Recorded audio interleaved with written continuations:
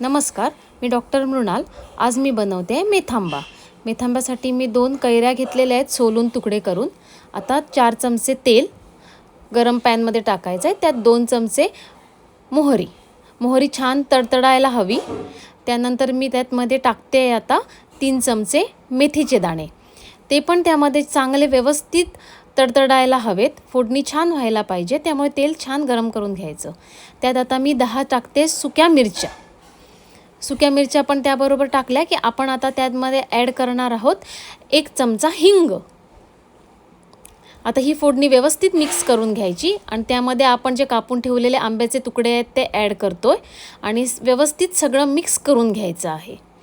मग त्यामध्ये 1 चमचा हळद, 2 चमचे मीठ आणि 2 चमचे लाल मिरची पावडर. आता हे परत सगळं शिजवून घ्यायचं आणि नंतर आतमध्ये 2 कप गूळ टाकलाय आणि आता हा गूळ पूर्ण मेल्ट होईपर्यंत म्हणजे विरघळेपर्यंत शिजवून घ्यायचं आहे आणि तयार आहे आपला मेथांबा.